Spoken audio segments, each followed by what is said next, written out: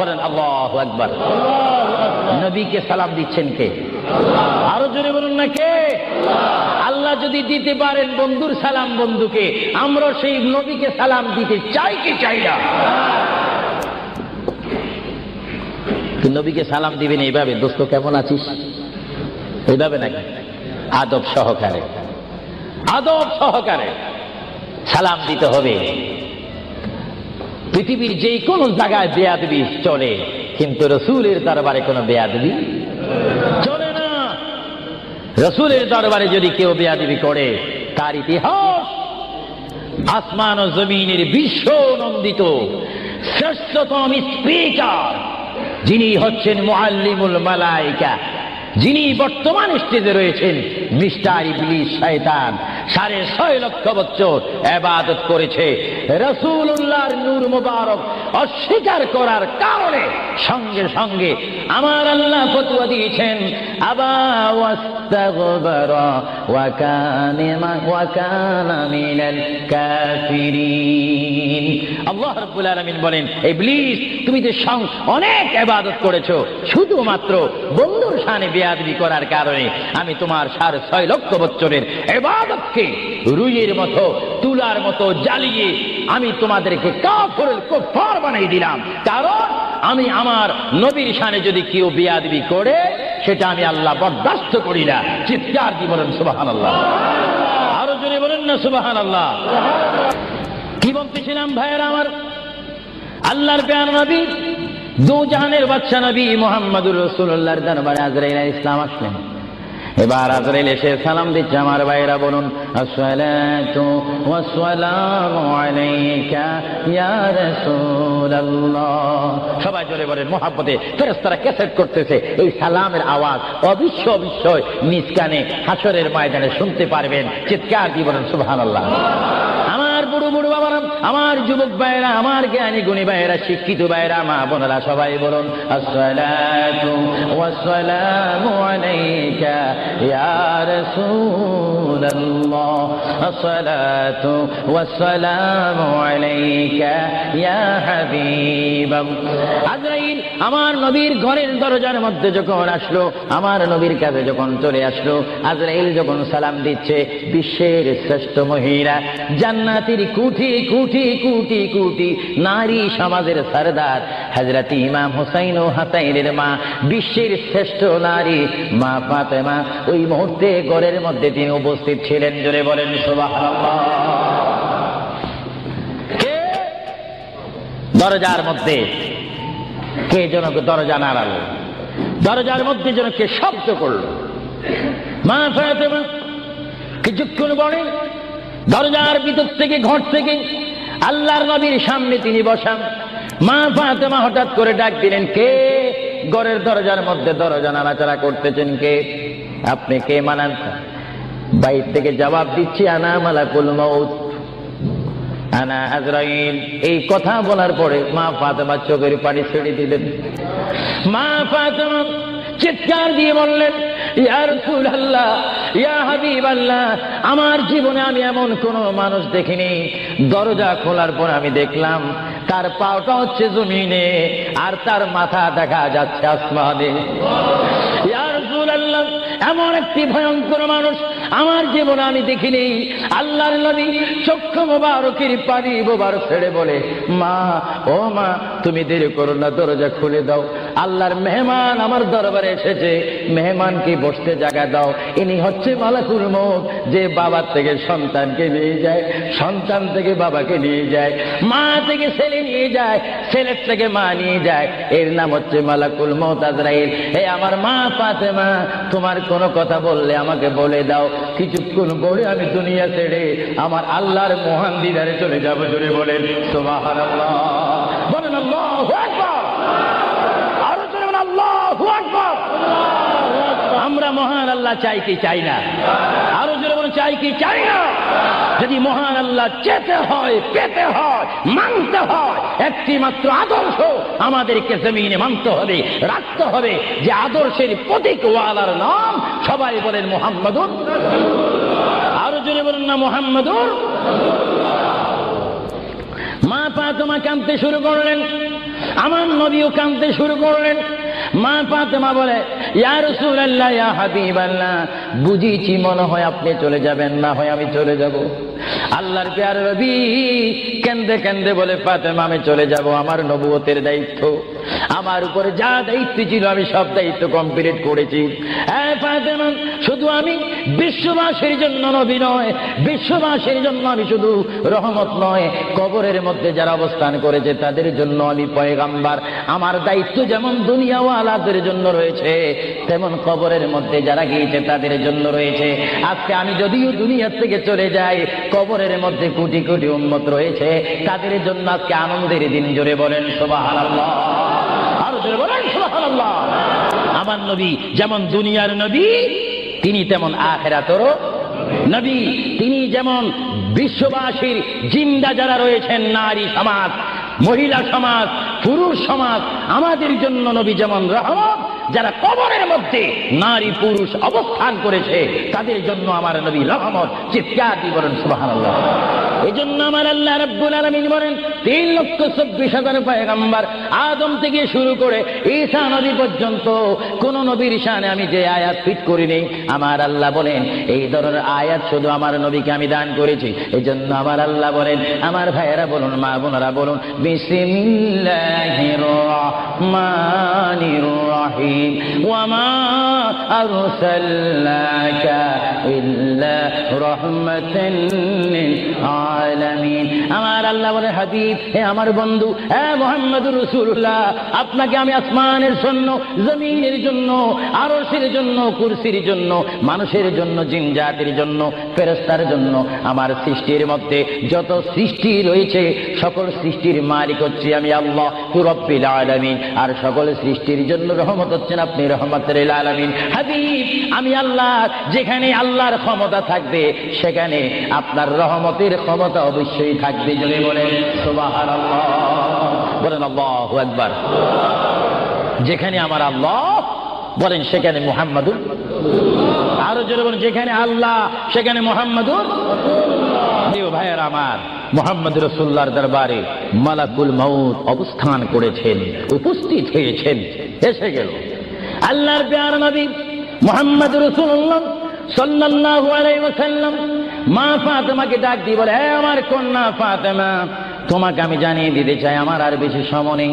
তোমার যদি কোনো কথা থাকে তুমি আমাকে বলে দাও, আমি তোমার কথাগুলো শুনবো। মা ফাতেমা ইয়া রাসূলুল্লাহ বলে একটা চিৎকার মেরে ঘর থেকে বাইর হয়ে মসজিদে নববীর সামনে চলে গেল। মা ফাতেমা সেখানে গিয়ে দেখে ইমাম হাসান হোসেন খেলাধুলা করতেছে। মা তার সন্তানকে ডাক দিচ্ছে, হাসাইন আর হুসাইন, তোমরা বুঝি এখানে তোমরা খেলাধুলা করতেছ? আমার বাবা বিশ্বনবী মুহাম্মদুর রাসূলুল্লাহ সাল্লাল্লাহু আলাইহি ওয়াসাল্লাম দুনিয়া থেকে চলে যাচ্ছে, তোমাদের যদি কিছু চাওয়ার থাকে, পাওয়ার থাকে, তোমরা আমার বাবার কাছে চলে যাও। আল্লাহ রাব্বির নাতি ইমাম হাসান হোসেন ইয়া নবী বলে বলে, ইয়া রাসূল বলে বলে চিৎকার দিয়ে তারা আমার নবীর কাছে চলে আসলো। কিতাবের মধ্যে আসে দুনো ভাই আল্লাহর নবীকে জড়াই ধরে বলে, নানা গো, ও নানা, আমাদের বাবা আলীর মতো গরিব সাহাবী দুনিয়ার মধ্যে নাই। নানা, আমাদের মা ফাতেমা জান্নাতের মহিলাদের সরদার বলে আপনি ঘোষণা দিয়েছেন, আমাকে জান্নাতের নওজওয়ানদের সরদার বলে ঘোষণা দিয়েছেন। নানা গো, পৃথিবীর বুকে থাকতে হলে তো পেটের প্রয়োজন আছে, খিদার প্রয়োজন আছে। ও নানা, যখন দুনিয়ার মধ্যে খিদা পাইতো 3 দিন 4 দিন পর্যন্ত আমার মা গুনে চুলাতে আগুন দিতে পারতেন না। টাকা নাই, পয়সা নাই, চুলাতে পর্যন্ত আগুন জ্বলে না, পাথর বেঁধে বেঁধে আমরা রাত্রে ঘুমাইতাম। ইয়া রাসূলুল্লাহ, ইয়া হাবিবাল্লাহ, আপনার রহমতের চেহারার দিকে যখন নজর করতাম আমাদের পেটটা ভরে যাইতো, খিদার কথা আমরা ভুলিয়ে যাইতাম। ইয়া রাসূলুল্লাহ, আপনি যদি দুনিয়া থেকে চলে যান আমরা কার চেহারার দিকে নজর করে আমাদের পেটের খিদা দূর করব? আল্লাহর নবী চক্ষু মুবারকের পানি ছেড়ে বলে, হাসাইন আর হুসাইন, তোমরা কেঁদো না। যতবার তোমরা নামাজ পড়বে আর নামাজের মধ্যে তোমরা বলবে আসসালামু আলাইকা আইয়ুহান নাবিয়্যু ওয়া রাহমাতুল্লাহি ওয়া বারাকাতুহু, যতবার তোমরা আমাকে সালাম দিবে ততবার আমি তোমাদের সামনে উপস্থিত থাকবো। জোরে বলেন সুবহানাল্লাহ, আল্লাহু আকবার। মুহাম্মদ রাসূলুল্লাহ সাল্লাল্লাহু আলাইহি ওয়াসাল্লাম তিনি নিজে কাঁদবেন, হাসাইন কাঁদবেন, হুসাইন কাঁদবেন, আলীও কান্দেন, ফাতেমাও কান্দেন। আজরাইল বলেন, তিনি আজরাইলও কান্দা শুরু করেছেন, আমি পৃথিবীতে বহু মানুষের রূহ নিয়েছি, প্রাণ নিয়েছি, কিন্তু আমি মালাকুল মউত কোনোদিন কাঁদিনি। এখন আওলাদ রাসূলের অবস্থা দেখে যখন আজরাইলও কাঁদতেছেন, আল্লাহর প্রিয় নবী সাল্লাল্লাহু আলাইহি ওয়াসাল্লাম মা ফাতেমাকে ডাক দিলেন, হে আমার মেয়ে, তোমাকে আমি কত আদর করেছি, তোমার কোনো কথা আছে কিনা? মা ফাতেমা প্রশ্ন করলেন, ইয়া রাসূলুল্লাহ, আপনি তো দুনিয়া থেকে চলে যাবেন, দুনিয়া থেকে চলে যাওয়ার পরে এই জায়গাটার নাম হচ্ছে কবর, কবরের পরে একটা জায়গা হবে হাসর। এই হাসরের ময়দানে কোটি কোটি উম্মত, মা ব্যতীত, বাবা ব্যতীত, আত্মীয় স্বজন ব্যতীত অসহায় হয়ে মানুষ নফসি নফসি করবে, মানুষ নিজের ঘামে নিজেরা সাঁতার কাটবে। ইয়া রাসূলুল্লাহ, ওই বিশাল 12 সূর্যের চাপ মাথার উপরে থাকবে, ওই কঠিন মুসিবতের সময় আমরা আপনাকে কোথায় পাবো? আল্লাহর নবী কেঁদে কেঁদে বলেন, এ ফাতেমা, আমি তোমাকে জানিয়ে দিলাম, হাসরের ময়দানে তোমরা আমাকে একটি জায়গায় পাবে, যে জায়গার নাম হচ্ছে মিজান, যেখানে আমার উম্মতের নেক এবং বদি ওজন হবে। ওইখানে আমি নবী দাঁড়িয়ে থাকবো, আমার উম্মতকে যেন ফেরেশতারা জাহান্নামে নিতে না পারে। জোরে বলেন সুবহানাল্লাহ।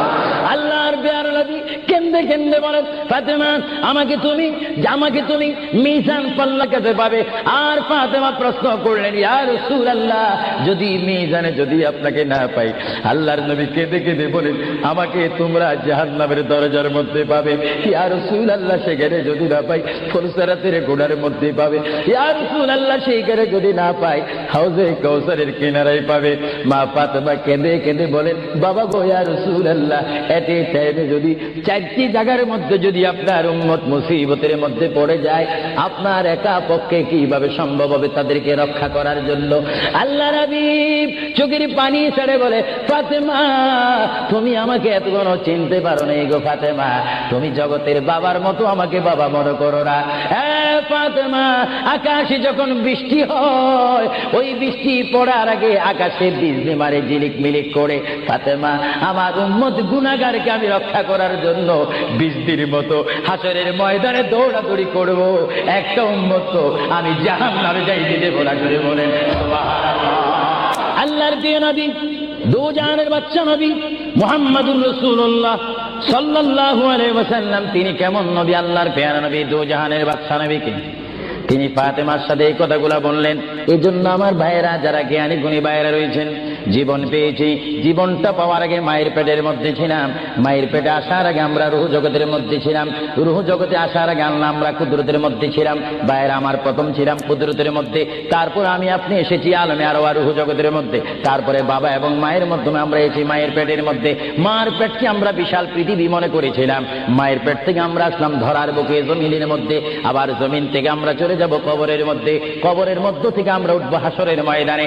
হাসরের ময়দান কঠিন ময়দান হবে, যেই ময়দান নাম হাসরের ময়দান, যে ময়দানে 12টি সূর্যের তাপ এক মোড়ম হাতের উপরে থাকবে, নিজেরা নিজের গামে সাঁতার করবেন, ইয়া নাফসি ইয়া নাফসি বলে বলে আমরা চিৎকার মারবো।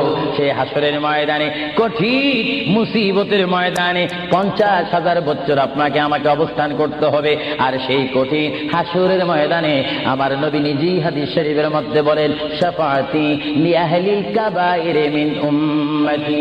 আল্লাহর প্যারা নবী হাদিস শরীফের মধ্যে বলেন, ওই ধরনের ওই শ্রেণীর উম্মতের জন্য আমার সুপারিশের দরজা খোলা থাকবে, যেই সমস্ত উম্মত আল্লাহর জমিনে গুনাহ করেছে, গুনাহ করার পরে আমার আল্লাহ ক্ষমা করে নেই, বান্দা কাঁদার মতো কেঁদেছে, তারপর আল্লাহর দয়া হয়নি, ওই হাসরের ময়দানে উম্মতের চেহারা দেখে দেখে আমি নবী তাদের ডাইন হাত ধরে ধরে আমি সুপারিশ করে করে আমার মহান আল্লাহর গোসাকে পানি করে আমার উম্মত গুলিকে আমি জান্নাতে পৌঁছাই দেব। জোরে বলেন সুবহানাল্লাহ। বলেন ইয়া রাসূলুল্লাহ। আরো জোরে বলেন না ইয়া রাসূলুল্লাহ। নবী বলেন, শাফাআতি লিআহলিল কাবাইর মিন উম্মতি। আমার গুনাহগার উম্মত, যাদের অন্তরে আমার প্রেম ভালোবাসা রয়েছে, আমি রাসূল পাখির মতো উড়িয়ে উড়িয়ে হাসরের ময়দানে আমার উম্মতগুলিকে আমি ডান হাতে ধরে ফুলসিরাত না দেখে মতো তাদেরকে আমি জান্নাতে পৌঁছাই দেব। বলেন না সুবহানাল্লাহ। এই ক্ষমতা রাসূলুল্লাহকে দিয়েছেন কে? আরো জোরে বলুন কে? এবার আমার নবী মালাকুল মউত আজরাইলকে ডাক দিলেন, এ মালাকুল মউত আজরাইল, তুমি তোমার কাজ করতে পারো। আজরাইল ইসলাম বলে, ইয়া রাসূলুল্লাহ, দেখেন আমার নবীর মউত কি রকম। আজকে অনেকে বলেন নবীর মরে গিয়েছে, ভালো কথা তারা জানেন না বলে এই কথা বলেন। আমি ভাই ফিতনা চাই না, ঝগড়া চাই না, কাটাকাটি চাই না, কিন্তু কেউ যদি কাউকে গালি দেয়, কিন্তু গালির যদি কিছু জবাব দেওয়া না হয়, তাহলে গালিটা সত্য হয়ে যায়। এর জন্য মাঝে মাঝে আমি কিছু বলি, কিন্তু ঝগড়া করা আমাদের ইসলামের দায়িত্ব নয়। আমাদের ইসলামিক দায়িত্ব হচ্ছে কু আনফুসাকুম ওয়া আহলিকুম নারা।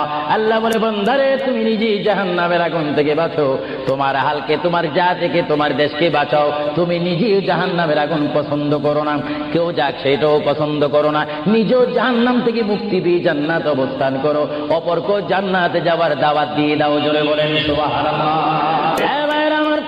আল্লাহ রাব্বুল আলামিনের প্রিয় নবী মুহাম্মদুর রাসূলুল্লাহ সাল্লাল্লাহু আলাইহি ওয়াসাল্লাম আজরাইলকে বললেন, আজরাইল এবার তোমার কাজ তুমি করো। আজরাইল বলে, হুজুর আমি ততক্ষণ পর্যন্ত কাজ করব না যতক্ষণ পর্যন্ত আপনি ইজাজত না দিবেন। সুবহানাল্লাহ। কি চাচ্ছেন? ইজাজত, হুকুম চাচ্ছেন। হুজুর আপনি যদি হুকুম না করেন, আপনার প্রান্তি নেওয়ার ক্ষমতা আমার নেই। মহান আল্লাহ রাব্বুল আলামিন আমাকে আপনার দরবারের আদব শিক্ষা দিয়েছে, আপনাকে যদি কবরে যেতে হয় আর সেখান থেকে যদি হাসর উঠতে হয়, অবশ্যই আমি যেন আপনার থেকে হুকুম নিই, ইজাজত নিই। যদি হুকুম ইজাজত না নিয়ে যদি প্রাণটা নিয়ে যাই, তাহলে আমার ক্ষমতা আল্লাহ চিনিয়ে নেবেন। চিৎকার দিয়ে বলেন সুবহানাল্লাহ। আল্লাহর প্রিয় নবী চক্ষু মুবারকের পানি মুবারক ছাড়লেন। ভাইয়ের আমার, পৃথিবীর কোন মানুষ ইমান নিয়ে মরে যদি তার মুখে কলমা থাকে, জোরে বলেন কি থাকে?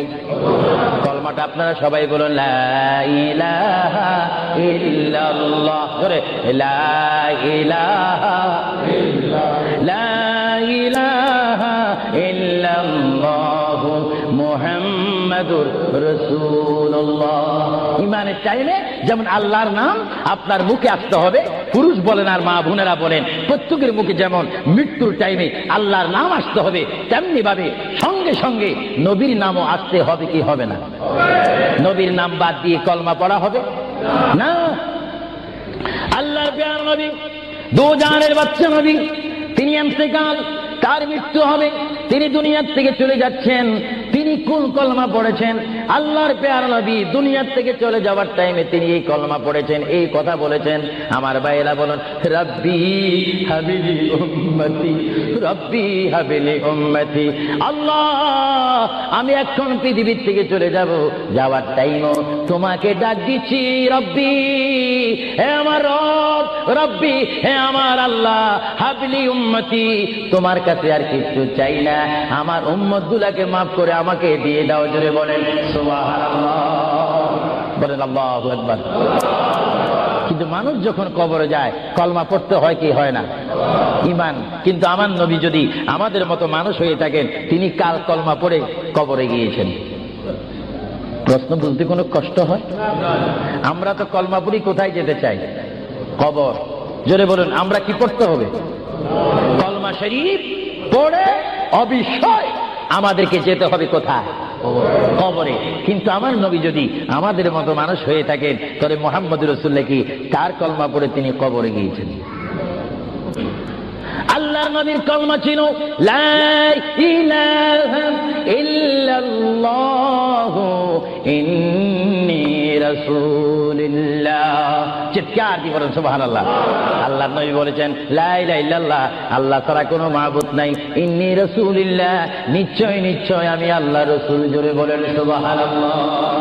এই জন্য সমাজে রয়েছে, নিজে যাকে বড় বলে বড় সেই নয়। বলেন, নিজে যাকে বড় বলে বড় সেই নয়, দশে যাকে বড় বলে বড় সেই হয়। আল্লাহর নবী বলে, তোমরা যদি নিজকে নিজে বড় বলো তোমরা বড় হবে না, কিন্তু আমার বেলায় এটা ব্যতিক্রম।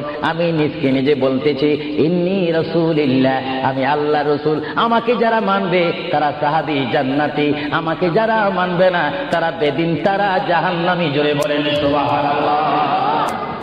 আল্লাহর প্রিয় নবী উম্মতি উম্মতি বলে কাঁদতেছেন। কেঁদে কেঁদে তিনি আজরাইলকে হুকুম দিলেন, আপনার কাজ আপনি করতে পারেন।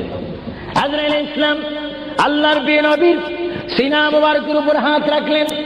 হাত মুবারক রাখার পরে এই মুহূর্তের মধ্যে আল্লাহর নবী, দু জানের বাচ্চা নবী, তিনি একটা চিৎকার মারলেন। ও ভাই আজরাইল তুমি কি করতেছো? ইয়া রাসূলুল্লাহ আপনার রূহ মুবারক আমি বাহির করতেছি। আজরাইল তুমি কি করতেছো? ইয়া রাসূলুল্লাহ আপনার রূহ মুবারক আমি নিয়ে যাচ্ছি। আমার নবী চিৎকার দিয়ে বলে, ভাই আজরাইল তোমাকে একটু আমি অনুরোধ করি, তুমি একটু দেরি করো, তুমি আমার বুকের উপরে কি রেখেছো? ইয়া রাসূলুল্লাহ আপনার বুক মোবারকের উপর আমি শুধু হাতটা রাখলাম। আজরাইল তুমি বুঝি হাত রেখেছো? আমার অনুভব হয় যেন 7টা আসমান আর 7টা জমিন আমার বুকের মধ্যে দিয়েছো। আজরাইল 7টা আসমান আর 7টা জমিন যেন তুমি আমার বুকের উপরে দিয়েছো। এই মৃত্যুর যন্ত্রণা আমি সহ্য করতে পারি না। তবে তোমাকে আমি অনুরোধ করি, আমার উম্মত গুনাহগার হবে, আমার উম্মত বদকার হবে, আমার উম্মত আমাকে না দেখে দেখে ইয়া নবী ইয়া রাসূল বলবে, আমার উম্মতরা তোমার এই কষ্ট সহ্য করতে পারবে না।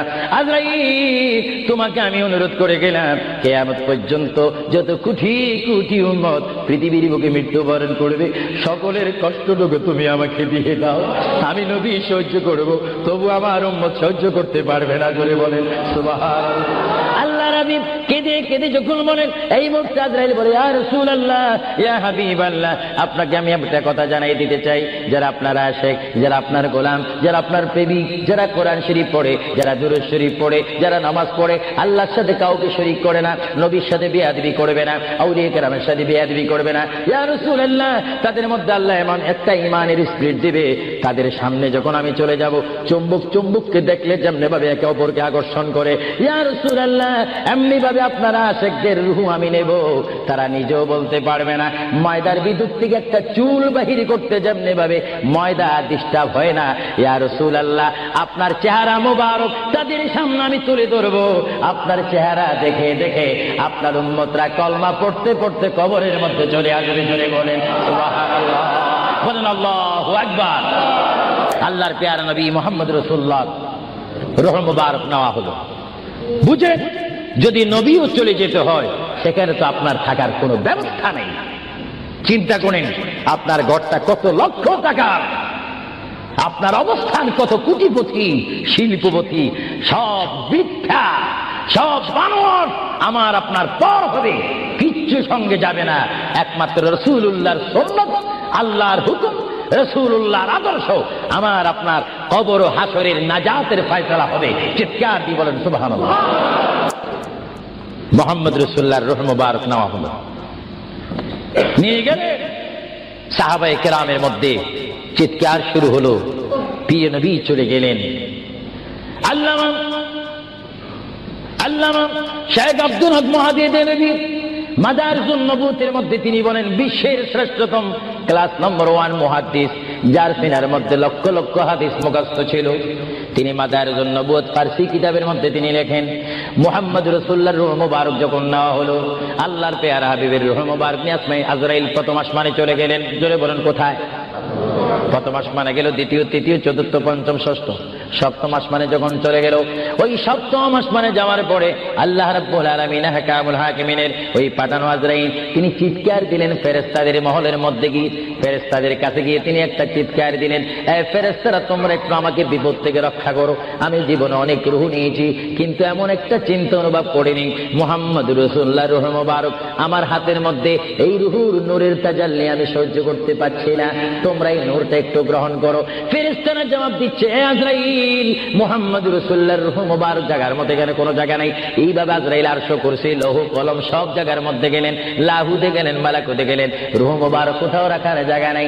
কিছুক্ষণ পরে আমার আল্লাহ ডাক দিয়ে বলে, আজরাইল আমার বন্ধুর রূহ মুবারক তোমাকে আনার জন্য বললাম, শুধু একটু পরীক্ষা করলাম, বিশ্ববাসীকে শিক্ষা দিয়ে দিলাম। হে আজরাইল আমার বন্ধুর রূহ মুবারক, বন্ধুর বডি ছাড়া দ্বিতীয় কোনো জায়গা রাখিনি এই বন্ধুর রূহ মুবারক রাখার জন্য। হে আজরাইল তুমি দেরি করো না, যে মদিনার থেকে সাহাবায়ে কেরামের সামনে বন্ধুর রূহ মুবারকটা নিয়ে এসেছো, আবার ওই জায়গায় গিয়ে রূহ মুবারকটা দিয়ে আসো। জোরে বলেন সুবহানাল্লাহ, বলেন আল্লাহু আকবার, বলেন ইয়া রাসূলুল্লাহ। এটা হুকুম কার? রূহ মুবারকটা আবার নিয়ে আসলো।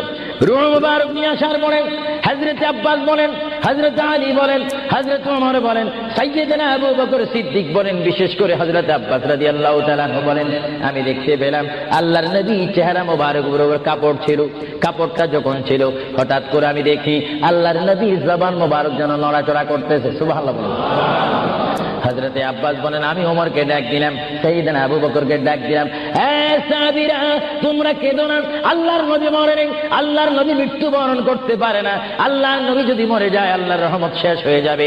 তোমরা দেখো রে আল্লাহর নবী যেন জবান মোবারকে কি জানি বলতেছে। হযরতে সাইয়েদনা আবু বকর বলেন আমার কানটি, আমার ডাইন কান আল্লাহর নবীর জবান মোবারক উপরে যখন দিলাম আমি দেখতেছি আল্লাহর হাবিব জবান মোবারক দিয়ে বলতেছে রব্বি হাবিলি উম্মতি, রব্বি হাবিলি উম্মতি। আল্লাহর হাবিবের সাহাবায়ে কেরাম চিৎকারে মারি বলে আল্লাহর নবী মরতে পারে না। আল্লাহর নবীর কাফন মোবারকের কাপড় যখন একটু সরানো হলো আমার নবী একটু মুস্কি হাসি দিলেন। সাইয়েদনা আবু বকর বলেন আমি রাসূলের মুস্কি হাসি দেখে একটা ইঙ্গিত পেলাম আমাকে এই অবস্থাও তোমরা কবর দিতে হবে। জোরে বলেন সুবহানাল্লাহ, আরো জোরে বলেন। সাইয়েদনা আবু বকর সিদ্দিক বুঝে গেলেন আল্লাহর নবীকে গোসল দেওয়া হলো, সব কিছু দেওয়া হলো, জানাজা পড়াই ইমাম বিহীন আমাদের জানাজা পড়তে হয় ইমামের নেতৃত্বে। 4 তাকবীরের শহীদ কি পড়ে? জানাজা। আরো জোরে বলেন কি পড়ে? ইমাম কি পিছে থাকে না সামনে থাকে? কিন্তু আমার নবীর জানাজা এইভাবে হয়নি। আমার নবীর জানাজা কিভাবে হয়েছে জানেন? কুররাতুল ওয়াইজিন দুররাতুন নাসিহিন কিতাবের নাম। কিতাবের নাম বলে দিচ্ছি মাআরিজুন নবুওয়াত, কিতাবের নাম বলে দিচ্ছি মাকামে নবুওয়াত, শাওয়াহিদুন নবুওয়াত। এই কিতাবখানা লেখা হয়েছে আজ থেকে প্রায় 850 বছর পূর্বে। আল্লামা আব্দুর রহমান নুরউদ্দিন জামি রহমাতুল্লাহ আলাইহি কিতাবের মধ্যে উল্লেখ করেন মুহাম্মদুর রাসূলুল্লাহ সাল্লাল্লাহু আলাইহি ওয়াসাল্লাম এমন একজন পয়গম্বর যার মৃত্যু এমন একটা মৃত্যু হয়েছে যিনি কবর শরীফে যাওয়ার আগে তার নামাজে জানাজা পড়েছেন। সমস্ত ফেরেশতারা এসে তাওয়াফ করে করে সমস্ত সাহাবীরা চতুর্দিকে তাওয়াফ করে করে দুরূদ শরীফ পড়ে পড়ে নবীকে কবরের মধ্যে নিয়েছেন। জোরে বলেন সুবহানাল্লাহ।